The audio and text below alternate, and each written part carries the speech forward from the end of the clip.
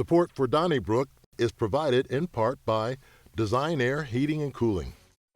Seems fair to me. Well,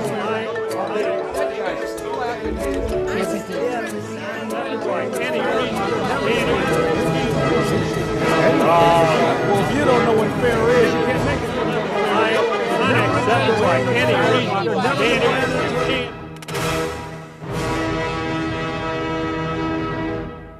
Donnybrook is made possible by the support of the Betsy and Thomas Patterson Foundation and the members of 9PBS. Look, I remember that Saturday night when Don Deckinger blew that call and cost the St. Louis Cardinals the World Series against the Kansas City Royals. I'm very, very bitter about that to this day, but now I got extra bitterness over what happened in Jefferson City and the multitude of money that the Royals and the Chiefs are going to get. So welcome to a bitter and vindictive issue of Donnybrook. I'm just kidding. I'm sitting in for Charlie Brennan today. Of course, I am Alvin Reid, and joining me is media veteran Wendy Wiese. Bill McClellan of the St. Louis Post-Dispatch and a founder of this here program. Sarah Fenske from St. Louis Magazine, and your podcast is? The 314 Podcast. The 314 Podcast. And sitting in my seat, Jason Rosenbaum from St. Louis Public Radio. Welcome back, Jason. Welcome, Alvin. And by the way, the Cardinals could have won Game 7. We got beat 11-0. I mean, why didn't they win that game? Because we were mad. Okay. We were upset. Jason, as long as we're healthy and getting over things and moving on, okay. that's all that matters. All right, we got new art this week. It is by Beverly Sporleader. You can find her art at Meshuggah Cafe on Del Mar. It's very colorful.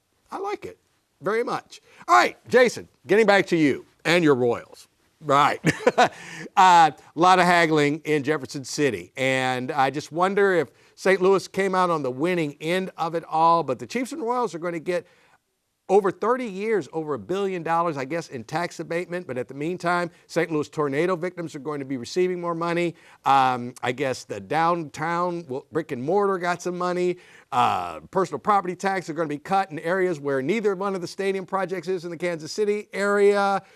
Spending a lot of money that I don't think we have, Jason. Well, first of all, correction. I'm a Chicago White Sox fan, although my mom is from Kansas City, so I'm not anti-Kansas City Royals or Kansas City Chiefs. But I do think there is reason to object to this stadium. It is far bigger than the ill-fated 2015 Riverfront Stadium that Jay Nixon proposed. The Kansas City legislators at the time were the biggest critics of that, and now they're coming with hat in hand to provide a subsidy for the oh-so-poor Clark family, $24 billion net worth. However, I do think this is how the legislative process is supposed to work, because the St. Louis legislators in particular were like, we are not going to accept this unless we get real relief for the St. Louis tornado victims. It's $100 million that will go likely to uninsured residents, a tax credit that could go to people to recoup their deductible, $25 million going to the Missouri Housing Development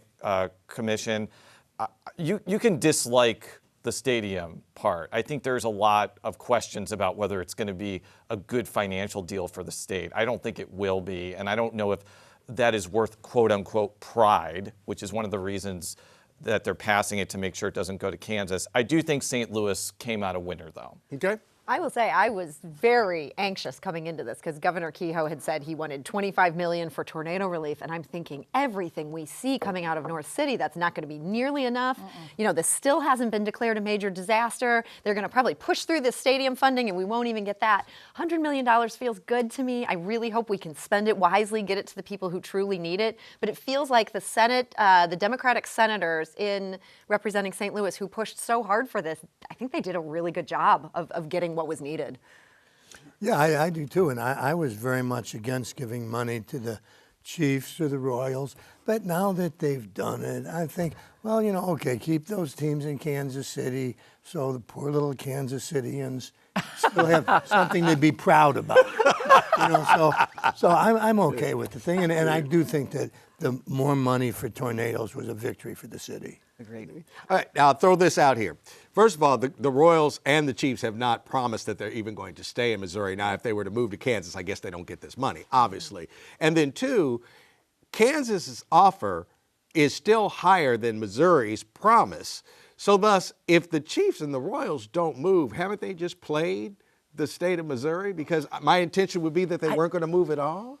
That would be actually my guess, is that they're playing the state of Missouri and that they have no intention of moving. And we have these conversations every 100 years or so about the Cardinals moving to Southern Illinois. Oh yeah, they're really going to move to Southern Illinois. No, they're not. The Chiefs are not going to move to Kansas. I mean, I would happily place a bet with somebody because apparently it's legal now, But not until December. Not until December. But I think that's what's happening. I think they're playing. Oh, I think the Royals have a very good chance of moving to Kansas, and I think there's less concern about them leaving because even though they won the World Series, 10 years ago? Yeah. Yep. I think there's a real desperation to make sure the Chiefs stay in Missouri just because they've been so good and they do provide a national spotlight to Missouri, even though President Trump said in 2020 that he was congratulating the great state of Kansas for the Kansas City Chiefs. Yeah. He's not alone in this. I will say this time and again, I don't think this gives Missouri cachet to have them on our side of the border because the rest of the country isn't even aware of it. Yeah. But,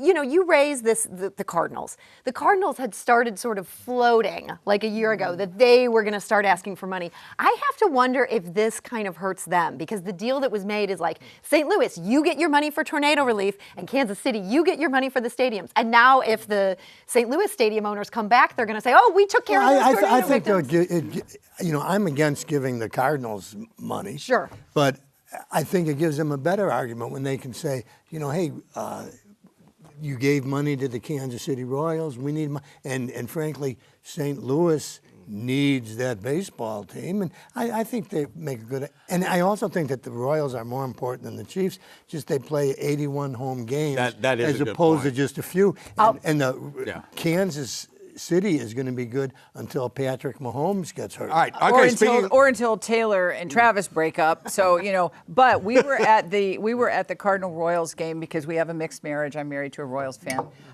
But we were there on Tuesday night, and from the looks of the attendance, the DeWitts have bigger problems. I mean, they're 6 games over 500, and the upper decks were all... We'll see. Okay. They keep winning, more people will go. All right. hope. Speaking of money. All right. Ram settlement money will be going to the tornado damage. Okay. And then also $5 million in, or more than that, coming out of the city of St. Louis itself. Bill, are we down with this? Are we... as I've said, I don't want to spend the Rams settlement money on the tornado damage. Have you changed?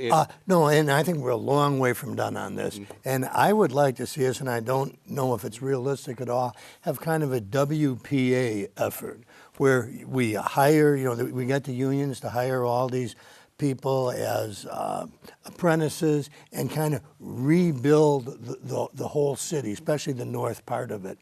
And it just seems like it'd be a great way to spend that money that otherwise we'll just fiddle around and it'll be gone. So I'd like to see a WPA effort. When I go to Arizona and I hike in Sabino Canyon, there's these steps that were put in by the WPA. Yeah. And I think, why can't we do that? Because it was just an anti-depression thing. And as long as we're putting people to work, we'll have them build something. I have mixed feelings about this because I think it's going to just depend on how this money is spent. But I think it is ignoring a bigger issue. We talked about how the state is stepping up. The city is going to step up and provide a significant amount of money. What we haven't talked about is that Donald Trump has still not signed Governor Kehoe's disaster declaration that would provide individual assistance from FEMA. I actually talked with Josh Hawley today about this and asked him, what is the holdup here? I know that typically it's like a 6 to 8 week wait between when a disaster happens and when a president signs a disaster declaration. But the University City flooding in 2022 was a 2-week process. And there are people sleeping in tents in front of their houses. There are people who have lived in these houses for generations who are wondering, where are we going to get the type of money that is needed to at least make these habitable again. And the only way that's going to be possible is if FEMA comes in. And you're absolutely right. And Josh Hawley, if people are going to have to lean on Josh Hawley, because clearly Donald Trump doesn't care about the people who have been affected, or it would have been taken care of. When it comes to using the interest that we're proposing, the $30 million or $25 million in interest from the Rams money, if it had happened in the Central West End, it would already be there. So I think this is it's not really the Rams money, it's the interest from the Rams money. Well, I can tell you this, what did it take?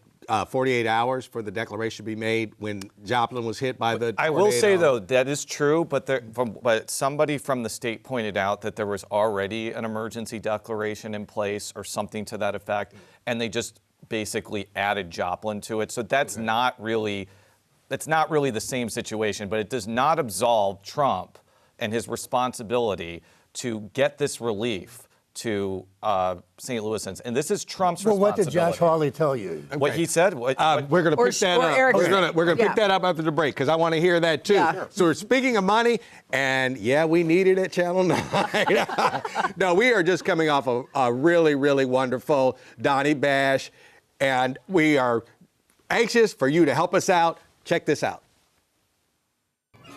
Well, welcome to another Thursday night with Donnybrook. You know, it just isn't Thursday without Donnybrook, is it? Hi, I'm Mary Ann Carson. Welcome to the 9 PBS studio.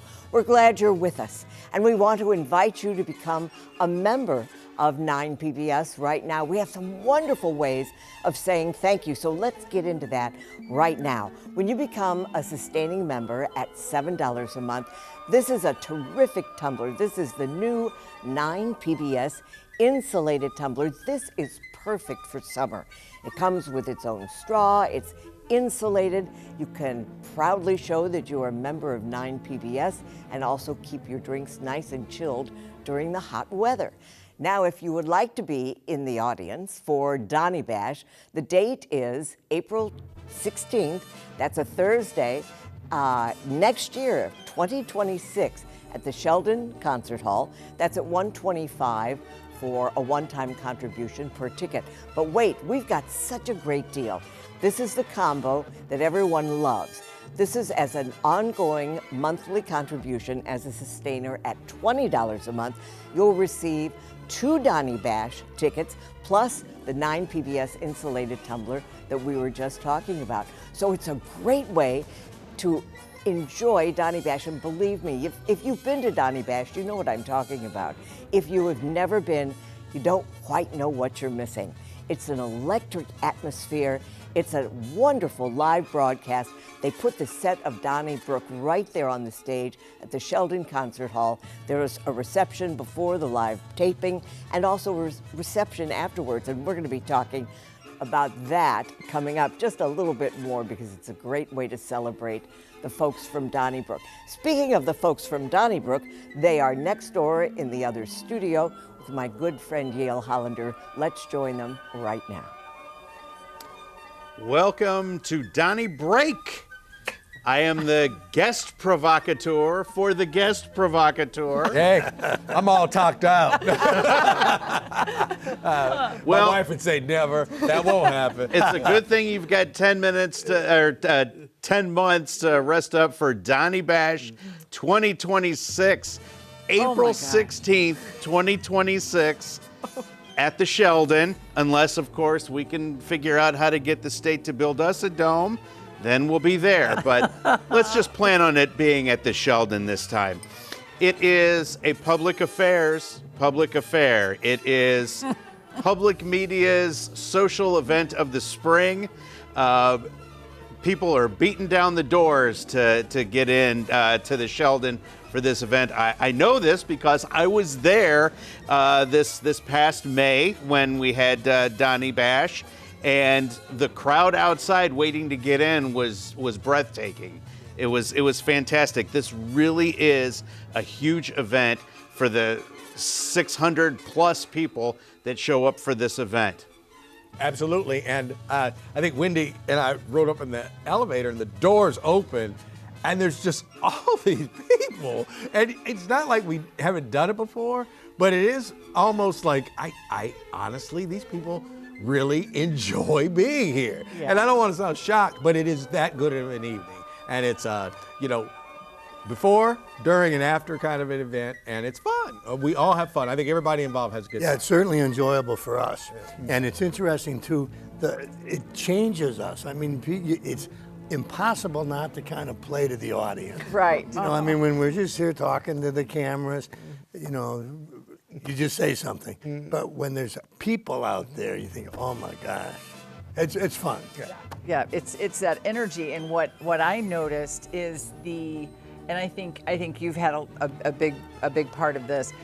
We're getting really young. I mean, in terms of our viewers and the participants, I was surprised by the number of, and we've always had a nice cross section, but I noticed this year it was like, wow, look at us. Yeah. It's like a concert in here. Now, I don't want to take full credit for this because I think bringing my 9-year-old daughter, that did lower the average age a little bit to have her do her first My grandkids. Donnie Dash. It's so cute. Your grandkids. Well, I did have some friends come this year, and they just had a blast. They're like, we had no idea this is what you got to do for fun. And I'm like, this is a serious job, y'all. But they really thought it was a blast. So. Yeah, it truly was. My Kirkwood kids were there, and that was really surprised me. And I was laughing. It said they'll be going off to college. This will be the last thing, they're thinking of. But maybe after they graduate, they come back. They'll be our younger viewers. So now it is. You are right, Wendy. It's like, man, the demographic. The demographic, yeah. Well, that is the beauty of having a show that has been on for almost 4 decades now. You're right. Is the fact that families do watch it. I was in my late teens, early 20s when Donnybrook started, but I would watch it with my dad, and my kids have watched it with me too. It is an intergenerational phenomenon now. Right. So yeah, the crowds are going to get younger because Donnybrook is just a part of every household in St. Louis tradition. And with that, we're going to send it back to Marianne. Thanks, guys. And we want to make sure that if you would like to be at the next Donnie Bash, we give you all the information. You can join us online anytime at 9pbs.org. That's NINEPBS.org. Or you can always call or text the word GIVE to 1-800-568-9099. These are tough times for us, and you matter even more to us than before. You've let us know that 9PBS matters to you, that we are a trusted partner. And for 70 years, we have been licensed to the community that we serve. And every year, our funding comes from the community. So when you become a member of 9PBS, we want to say thank you in very, very special ways. If you already are a member of 9PBS, thanks. If not, here are some great thank you gifts. When you become a sustaining member at $7 a month, we will send you the new 9PBS insulated tumbler. It is perfect for summer. Now, if you would like a ticket to Donnie Bash on April 16th at Sheldon Hall, that's a Thursday evening, tickets are $125 a piece. But if you go for the big combo, you're going to get 2 tickets, plus you're going to get that beautiful insulated tumbler that we were just mentioning, and you'll get it as a sustaining member for simply $20 per month. What a great way to enjoy your membership and to enjoy quite a night at Sheldon Concert Hall. You're going to be in the audience and enjoying a reception before and after the live taping, and you'll be able to mingle with the folks from Donnybrook all evening long. I guarantee you, don't miss it. Give us a call now or join us online.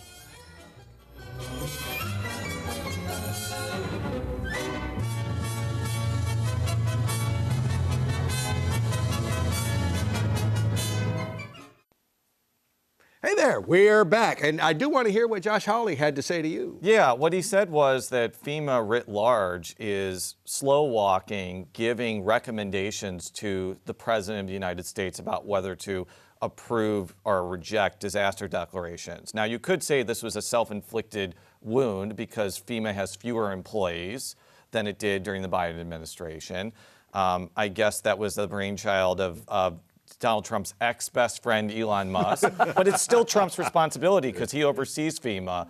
And I think that, obviously our focus is on St. Louis, but it should be noted on that same day, more people died in Kentucky. Yes. So this is it's not a game. But didn't Kentucky already get their disaster I don't know the declaration? answer to They that. did. And that's what I think some people are so alarmed by. The same weather hit 2 different states. One has gotten the disaster declaration and not us. What was the number of fatalities in Kentucky? Because Wendy, don't put me on the spot. I think it was around 15 I think it was 16. 15. Yeah. That's the number that was going to come up. Okay. Well, speaking of Donald Trump, he's going to get to appoint a federal prosecutor in our area because Sayler Fleming has stepped down. And while some people are saying it wasn't suddenly because she had given a resignation earlier, is there anything up to this, Sarah? Well, I think Trump wants his own person in there. And ironically, Sayler Fleming was originally his person, appointed by Bill Barr back in the first Trump administration at the very end. And it surprised a lot of people that she was able to stay in that role, originally interim, but then made permanent under Joe Biden. She had a lot of respect from a lot of people, and I think that's how she was able to do that. There has been some concern that, okay, Trump is appointing more bomb throwers maybe this time around. Are we going to get a Jeanine Pirro? Everything that our sources are saying at St. Louis Magazine is that is not what this is about, that Trump actually has his eye. The front runner for this position is considered to be Tom Elbis, who was a 17-year veteran of that U.S. Attorney's Office. Really good federal prosecutor with a great reputation. I will say our reporting also indicates there may be a dark horse candidate. This isn't a done deal yet, but I don't think we have to worry about a Mark McCluskey or an Ed Martin. Well, Sayler Fleming, I mean, on paper, she is incredibly impressive. So I hope that whatever, caused her to make this leap, that it won't keep her away, because we need more prosecutors like this. Well, she does have an excellent reputation, but just one little dispute with you on that, Sarah. I don't think that she was kept in the Biden administration because Biden thought that she was good. I think Biden was just asleep at the wheel. I mean, I've complained on this show often that a president is supposed to appoint his own U.S. attorneys, and people thought that Gabe Gore or Reggie Lewis would get the job. That's how you build a party. I agree with you on that, and yet at the same time, I know that every time we would talk to sources and be like, we would like to write a story about why hasn't Biden done that yet, the prosecutors would say, shh, we're really happy with Sayler. Like, please don't rock this boat. Right. But he did the same thing with federal judges. But it might have been openings because in the judiciary, and Biden didn't fill them. I think it might have, I don't know this for sure, but it could have been because that neither Roy Blunt, Josh Hawley, Eric Schmidt could get behind somebody because it would be a Democrat appointing somebody who is a Democrat. They had to agree. They had to find agreement between Cori Bush, the U.S. representative for that district, and the senator. And apparently that you can't get Josh Hawley and Cori Bush on the same page. That's what I'm told was the root of that. As long as it was a Democrat, correct? But they would have to be on the same page. It seems like they could have worked that out. You'd think. But it seems like there's a lot of things that can be worked out that are never worked out. Yeah. Especially in St. Charles, where, everybody wants to move to St. Charles. Man, it's a happening place. Leaving St. Louis County behind. But with growth and with progress comes parking problems. So people who live near the convention center are upset that they can't park their, Range Rover in front of their house. And people are like changing costumes in the front yard. Wendy, what is society coming to? Well, first of all, I absolutely feel for the folks because yes, progress is terrific. Unless progress is half naked in my front yard. I mean, changing their clothes from they're changing into a fox costume for some kind of an event and I realize I'm very small-minded here. Just bear with me, Jason. One day you'll be old too. But I feel for the residents. There's got to be, and I know that they have tried a few ways flyers, it's like to inform people. I'm not sure about that. But I'm with the residents 100%. They've got to find some kind of accommodation. If you're right behind progress, you've got to have some way of making the residents who have been out there during the not so salad days happy. I got to say, this was my favorite Post-Dispatch story I've read in a long time. Props to, I think it's Ethan Colbert who wrote it. Yes. He just did such a good Frankfurt, job. Missouri legend, Ethan Colbert. Okay, yeah, great reporter, and just got so many You Are There details. And one does feel sorry for these residents. However, you know, they've moved to this very fast-growing area, and these fast-growing areas, they need a tax base just like anybody else. A convention seems like a very sort of non-terrifying way to do it. It's not like they're having, like, you know, a rave happening at 3 in the morning. They can't find a way to successfully coexist with conventioneers. Well, I mean, St. Charles has gotten more racially diverse. It has a fast-growing Latino community, a fast-growing African-American community. I think a fast-growing furry community is part and parcel. Oh, my heavens. Well, I always support the homeowners when they were there first. And, and you know, you want to be able to park in front of your house. And so I'm sympathetic to the people. I'm not so offended that somebody put on a Fox uniform, although I can't understand why anyone would want to walk around dressed like a fox. But, Hey, you know, you ought to try it sometime. Yeah, don't knock it. only on the Don't knock weekend. it. Only on the Don't knock weekends. it. All right, Cubs fan. All right, all around Wrigley Field, those poor people, they don't move their cars like during the entire homestand because they'll lose their parking place. But you ain't got a problem with that. Wrigley Field was there before they moved there. Oh, There's boy. There's All right. nobody living near Wrigley Field That's that right. can say, I was here before the ballpark. All right. So- Well, you know what? That's solid logic. I can't argue with that. These are established areas. Yeah, and I wanted to point this out too, Jason. I am too a White Sox fan. That's crazy. Yeah. That's on my dad's side. So, yeah. The 2005 was the best year. Good luck with that. I think me and you were the only people that were up till Now they're the worst- 1:30 in now- the morning. Now they're the worst team in the history of sports. Oh, no, Whatever. Colorado has got us way worse this year. All right. Hey, we're going to stay with our Tony municipalities and go to Clayton. Okay. Where in Clayton, they're having a little sete as well, Sarah. And like I said, I pick on it because people pick on Kirkwood. Sure. Okay. And by the way, Are you from Kirkwood? Yes, I am. And I own a Range Rover, so that was kind of a inside. But it was a Land Rover. Yeah, well, Land Rover, Range Rover. Are they the same thing? They're the same company. They're the Rover They're both family. pricey. They're from the. They're both pricey. They're the Detail schmetail. the Rover family. Enlighten us on Clayton. Yeah, so they have had a ban on short-term rentals like Airbnbs and VRBOs in their downtown area. And there's some talk that maybe they should lift this. I think one of the Schlaflys has a building there that's somewhat underutilized and is saying, why can't I put a nice short-term rental in here? I'm with Tom Schlafly on this.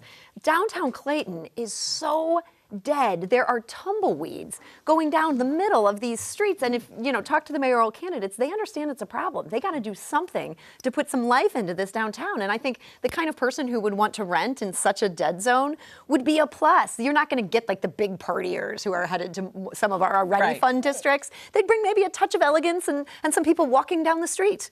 Well, I disagree with you, Sarah. I remember when downtown Clayton was kind of quirky and funky, and it's a shame that, you know, it became Centene Town, and all of these buildings went up and apartments, and it lost a lot of that flavor. But I don't like the gig economy. I prefer hotels to Airbnbs and taxi cabs to Ubers, and I don't think it's a good idea for Clayton to suddenly have, party house. I know that Schlafly says it's not going to be a party house, but who else is going to rent? Yeah, they kept repeating the high-end part of the equation. Yeah, And maybe take away from the hotels. Yeah. You'll have business people coming in there. I support hotels. Not that I would know this because I'm from Richmond Heights, which is apparently the fake Fendi bag compared to the Fendi bag of Clayton. But I do think that there is actually some pretty hardcore partying that goes on in Clayton among like business people, partying that would like make me faint as somebody who goes to bed at like 10 p.m. But yeah, I'm with you on this. I just don't. I have some misgivings about Airbnbs. I actually stayed in one in Sarasota, and like they gave us a bad review because like our kid put a popsicle on a not a cabinet but a counter, and I felt like you know, I think they're mean, you know? They gave you a bad review? Yes. Yeah, I didn't know that you got very, reviewed. No, you get reviewed. I think it's a very flawed system, and now that my kids are a little older, I'm going back to hotels. I prefer staying in hotels, but they do meet the needs of certain people. Yes. Parents with young kids, they're essential, because it's very hard to get a suite where you can get a separate room for the kid to go to bed. For a business traveler who's maybe going to be there for a week and wants a kitchenette, doesn't want to have to pay for restaurants every morning, they are a part of modern life. So why not allow them in this place that has some space to let? Well, except you're competing with the hotels and the restaurants. You know, like I say, I'm just very old school about it. Yeah. By the way, Bill, you know, for many years you had a gig and it was called Donnybrook, you know. So we are part of the gig economy, you know. The gig, that's another word for job. Yeah.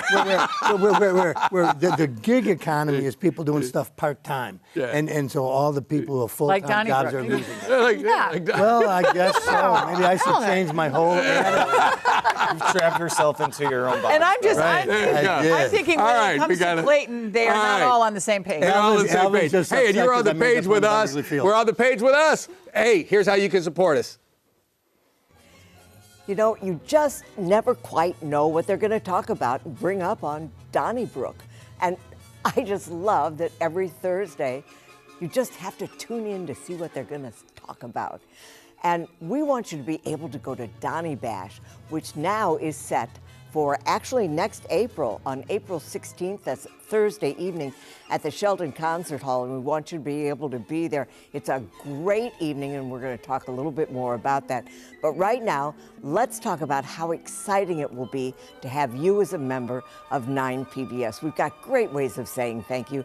Let's start with this wonderful insulated tumbler. Now, this is new. This has the handsome 9PBS logo on it, and it's insulated, perfect for summer, comes with its own straw, and you can proudly show that you're a member of 9PBS. Now, if you would like a ticket to Donny Bash, that is at $125 a ticket, but what a great combo we've got for you right now.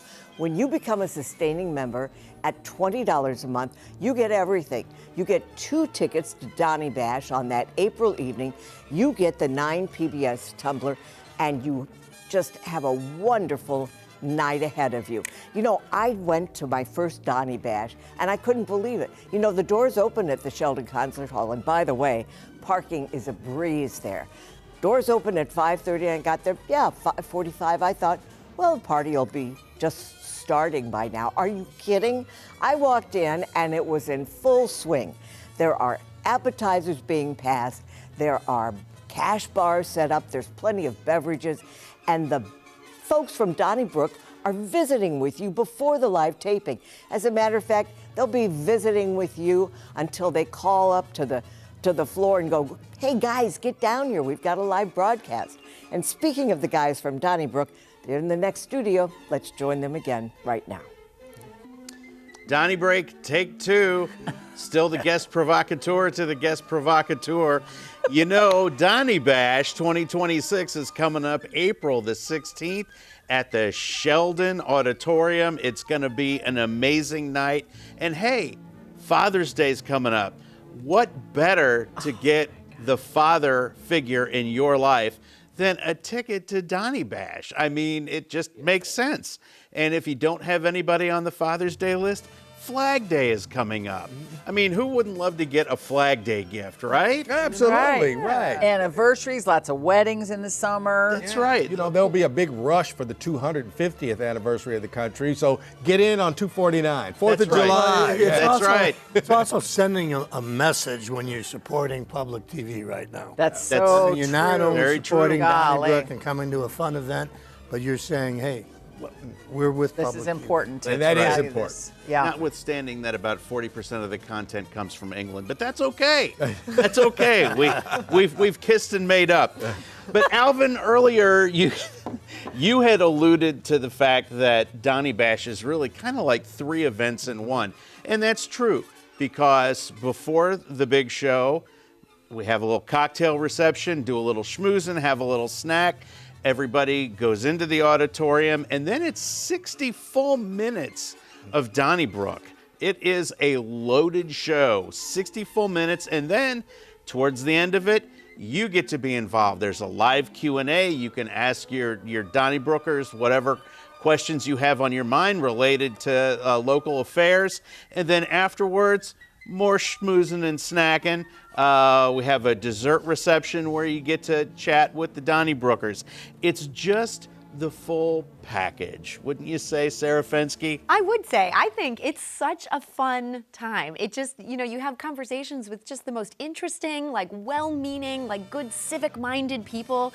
They just feel like all my favorite St. Louisans in a room. And I've done this a couple years now. You start to see the same faces, and it's so nice. It's like seeing an old friend. Well, yeah, and these, there's so much apathy today. People are so busy and crazy, and so when you go to a Donny Bash, every single person has an opinion. They're interested in what's best for the community. They're interested in the history of the community, not repeating mistakes, maybe building on some successes. So that is really cool. And as we said before, that cross section. You from East County, your friends from Illinois, the North County, South County, West County, yes, even Chesterfield. But yeah, everybody, it's almost like they're not all individuals. Everybody's just sort of like on the same page for one magical evening. And the way I think about it, it's like, this is an event that nobody was dragged here. Exactly. Nobody is here that does not want to be here. That is so, and that makes it a lot easier because we always try to entertain. I mean, that's the basis of the show. But it is easier to entertain people that are there for that specific reason, and to be part of a live telecast. That's also fun. I mean, that just doesn't happen anymore. Yeah. And I still get the kick out of the fact that we're on live television right now. You could say anything. Yeah, right. It's an adrenaline rush. I'm not gonna You don't have to worry about me ending my little jive television career by saying something stupid. That's right. Yeah, that's right, Alvin. And we'll be back to talk about that more in the next Donny Break. Meanwhile, back to you, Marianne. Thank you all. And what an exciting way to bring the community together. That's what happens at Donny Bash. All kinds of different ideas. Everyone comes with their own opinions about stuff.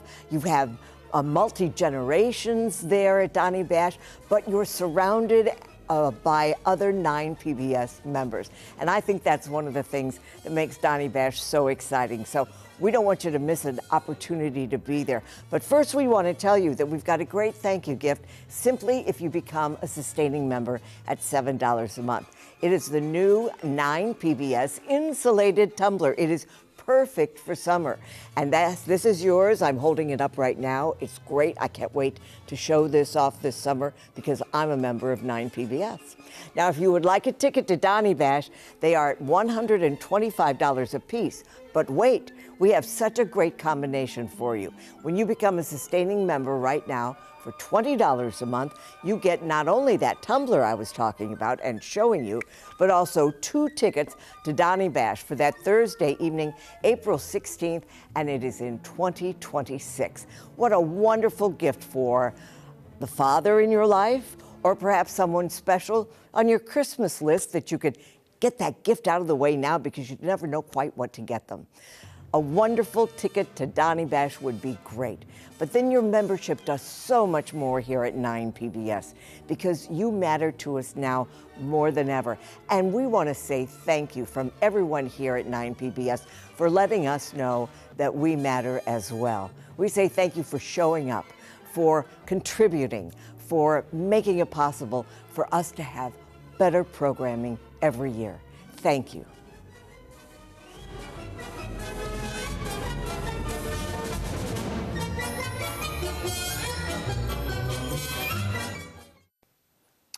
Some stories just won't go away, and the county animal shelter is one of them. Now the county has subpoenaed 11 people to come down and testify. I mean, it's Doggate here in St. Louis County. Wendy, I know that you are an animal lover, as we all are, but is all this necessary? Apparently, and I don't know if it's because dogs are, you never meet anybody who doesn't love dogs, and it's just sort of it's low-hanging fruit for a county council that needs some help right now in terms of doing something popular and above board unanimous. But this is it is highly unusual that all of these questions have not been answered, or that it's like, are we going to appoint a special prosecutor? You have that Sayler Fleming. Yeah, it has that feel to it. But I hope that whatever the resolution is, we can move forward. The dogs will be happy. The county will be happy. But yeah, it's a puzzling. It's endemic of something that I've noticed from my incredible tenure of following St. Louis County politics, and by incredible I mean sometimes excruciating. But the things that get people really ramped up are not things like the Ferguson unrest. The week or two after, there were like 4 people at the council meeting. It's the animal shelter. It's doing something with parks. It's ice rinks. Yeah. This is something similar to those things that just gets people really mad for reasons that, frankly, I'm not an animal person, so I just don't really see it. But I do understand if you really care about animals, this is your issue. And I'm not, like I say, I'm not being, a cruel person. We rescued a dog, okay, and we love her. So I'm not being lighthearted. I would say though that that a certain number of dogs were put down, and they're trying to figure out why they were put down, because I guess they had a virus going through there. But the gentleman who was, I guess, in charge at that time no longer works there. So if he no longer works there, what are we investigating? Well, we're trying to find out why is it APA left. I mean, we're still answering. I mean, it's kind of fun. Like we list the 11 people who got subpoenas. Yeah. So it is like Watergate. It was like a cast. Somebody's going to be the John Dean of this and break the truth. What really happened that made APA leave? Right. I don't know. Yeah, and we're not taking this lightly in terms of the animals and their well-being, but just it was the lineup of those who are being called and subpoenaed. I thought I was at the Muni, reading like a cat. It was just somebody will turn strange. state's evidence. Well, I guess maybe that's what they're trying to do. Right. Just like a RICO case. Somebody, like we'll line them all up and somebody will crack. Who knows? All right. Well, with all that's been going on with the tornadoes and tragedy and debate in Jefferson City about money and all that, the mayor's aldermanic seat, Kara Spencer's, is open. And a young lady, Jami Cox Antwi, has been in the news because she is the favorite of the mayor, but the Democratic committee is not really leaning her way. So, Sarah?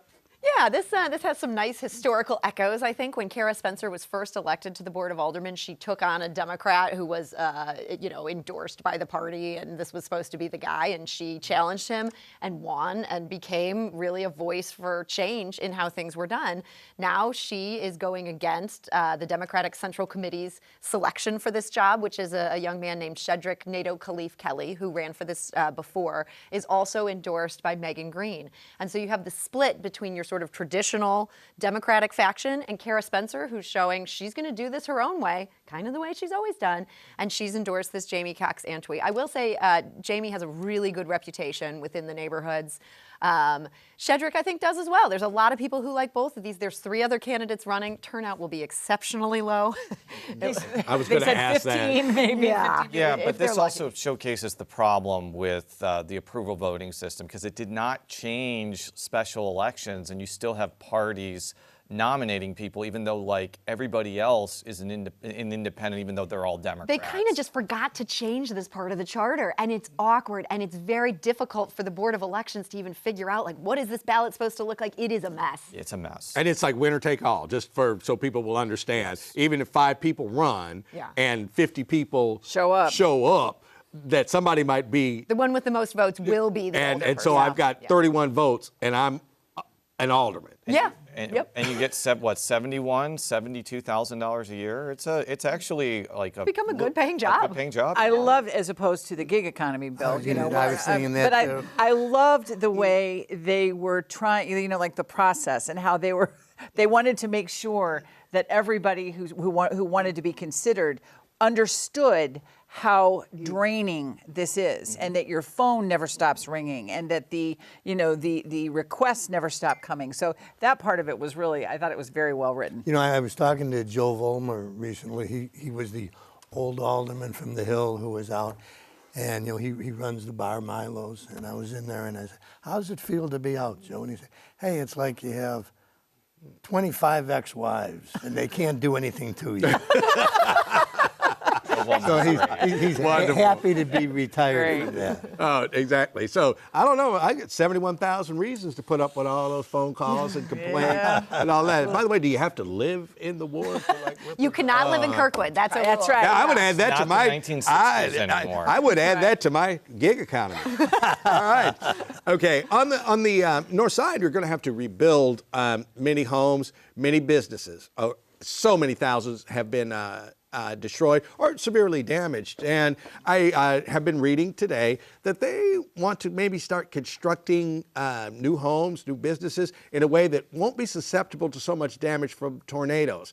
While this all sounds good, to me, this is folly. This is something we should not be discussing right now because, as you said, you got people living in tents. How about we take care of that problem before we start talking about tornado-proof buildings? And I guess you were familiar with this one too as well, Sarah. Yeah, so this was one of my colleagues, Nicholas Phillips, wrote this story and did a great job. And I will say there's nobody at City Hall who's saying, okay, let's change the building standards. We at St. Louis Magazine are saying, hey, let's pay attention to this. Is there a way we can do this better before the ship has sailed? So I guess if there's a criticism of somebody jumping the gun, that should be directed at us. What my colleague Nick found out is that after the Joplin tornado, a national group that does building standards got together and said, how can we prevent this kind of terrible carnage?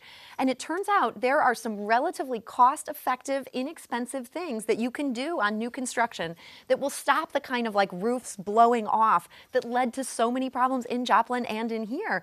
I personally would love to see the city take this seriously and mandate this for new construction, not to retrofit old stuff, but at least for like the big buildings, the multi-family buildings. Because otherwise we're going to get to the next tornado and we're going to say, oh my God, how did we again have this loss of life? This is the time to be talking about this. Yeah, I don't think it's folly. I think we do need to focus on the short-term needs, like I mentioned earlier with FEMA giving money for repairs. But part of the disaster recovery process is preparing for the next disaster. And there's going to be another tornado that goes to the city of St. Louis. It's not going to be a once every 60-year thing. And the more we can do to protect this new construction, which is going to be very pricey, because we've been talking about how much money is going to be from the city and the state, better it'll be in the future. You know, and this is going to sound kind of out there, but what's the point? We all, I think, have been so touched by the tornado and seeing the damage and these poor residents.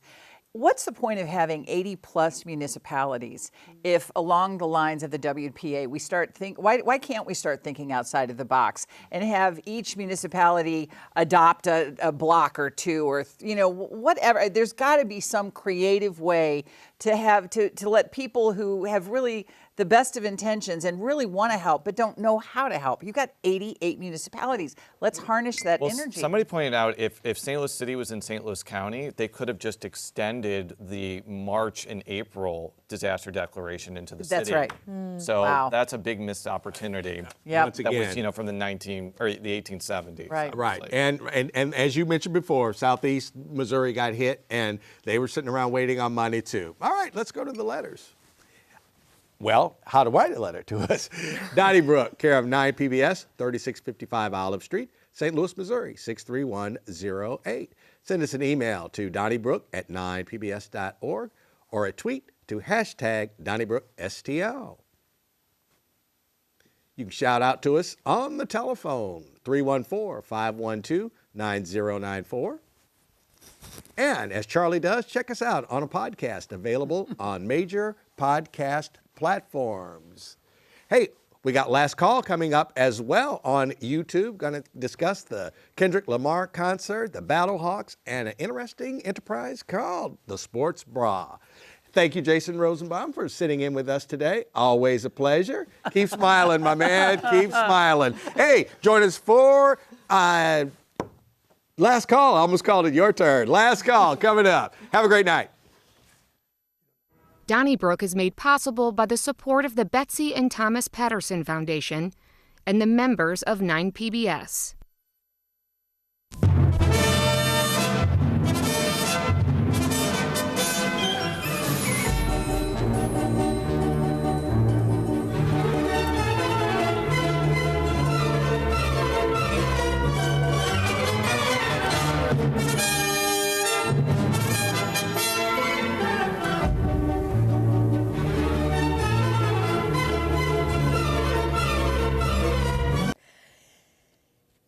You know, I was just reading over some of the survey answers to the latest Donny Bash, and I thought you might like to hear what they are. First, the live show was their favorite part about the event, but a close second is how open and welcoming the Donnybrookers were during the pre- and post-show cocktail hours. How about that?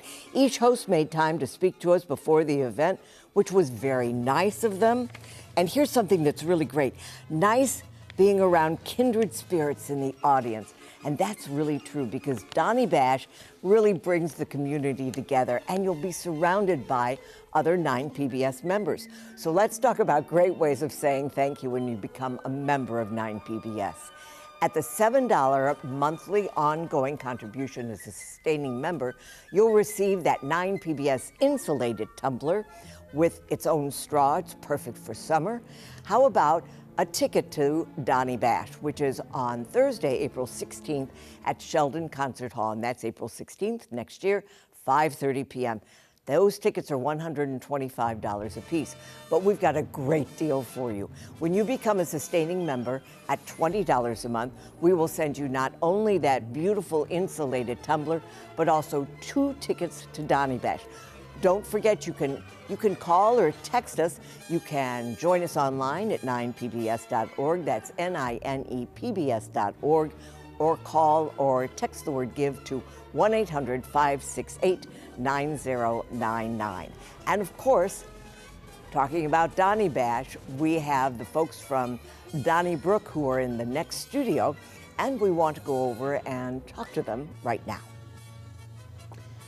And you're back with the open and loving members of the Donnybrook panel. Thank you, viewers, for that lovely bon mot. I can say that because we're on educational television.